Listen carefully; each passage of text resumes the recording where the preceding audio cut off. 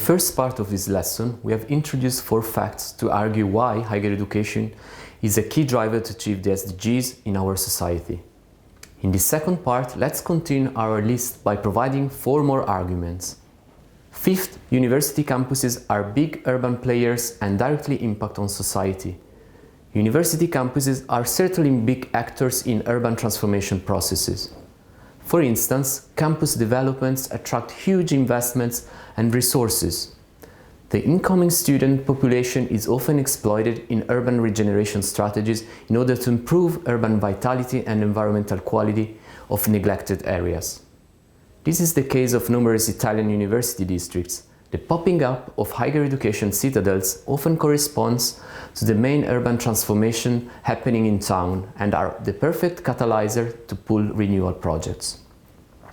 Cities should make a wise use of these occasions, not only to meet economic regeneration, but also to promote new urban models for the future.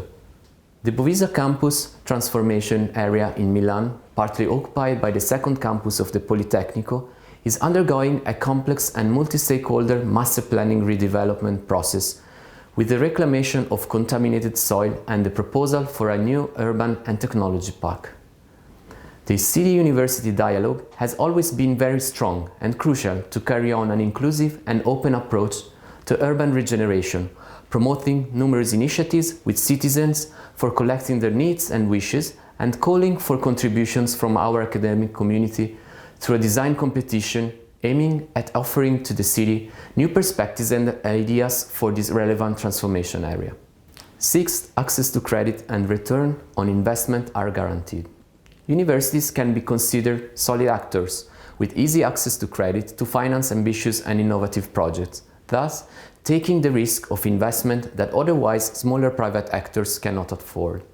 Of course, public funding opportunities for deep energy retrofitting have been widely promoted by national and local governments in recent years, and more opportunities will come in the future. Nevertheless, even in the absence of public incentives, universities can easily access credit from banks, and the return on investment can be easily absorbed over time by a stable and lasting actor. For instance, the new tri-generation plant of the Politecnico di Milano was completed in the summer of 2015 and led to significant energy savings on campus. It required big financial investment, but as we said before, universities can afford a long payback time compared to private enterprises. Seventh, new forms of participatory governance can be enabled. Sustainability can be intended as an effective strategy for the alignment of the whole university community. The topic is generally shared across the different departments and it involves all students, academics, operations and administrative staff.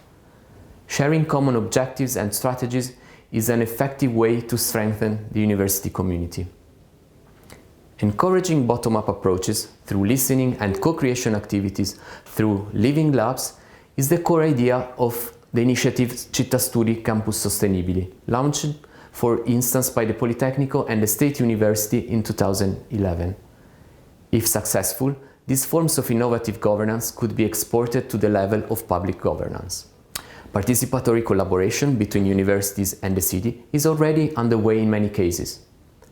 The redesign of project of Piazza Leonardo da Vinci, the square in front of the Politecnico, was the result of a participatory process that included the transformation of a former parking lot into public space through a series of public events and activities. The recognition of the importance of the space led to the renewal of the whole square as the result of a partnership between the university and the city of Milan. The Politecnico provided funding for the design and the construction of the square, with the agreement of sharing the space for events between the university and the local community. Lastly, sustainable development is a key topic to renew the dialogue and collaboration between university and industry. Last but not least, the growing interest of industry for green economy and sustainability policies to transform our world with tangible solutions requires new and urgent knowledge.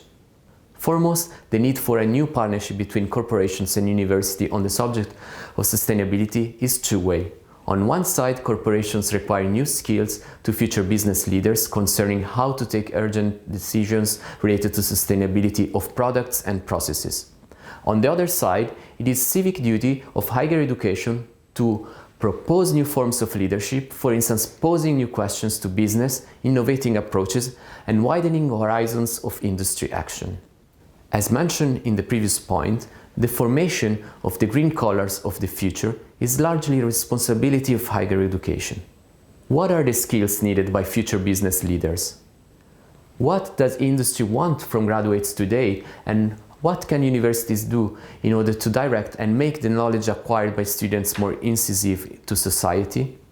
We argue that in this interdisciplinary knowledge and a complex vision of society, working with and leveraging multi-stakeholder collaboration are key factors required today by those who want to be sustainability leaders of the future. Providing a holistic approach to education is still the prerogative of university. The ISCN has recently launched a University Corporate Dialogue initiative to map current trends on this topic. Universities' technology transfer offices have gained attention on sustainable development thanks to the advancements and growing demand around innovation on sustainability-related products. Different activities foster collaboration between university and industry. Research outcomes, spin-offs, incubators, and hubs are offering more and more dedicated green tracks. For example, the Center for Interactive Research on Sustainability, CIRS, at the University of British Columbia, supports innovations related to sustainable building and urban development and accelerates the adoption of these practices in society. The center is home to multiple research groups that advance sustainability research, education, and operations. Another successful case study is the Sustainable Earth Office at Nanyang Technological University, NTU, in Singapore, committed to spearhead sustainability in research, education, collaborative projects, commercialization, and outreach. NTU's EcoCampus initiative leverages on the research centers and also explores synergies with industry partners to advance sustainability research and create a global leadership position for Singapore in sustainability.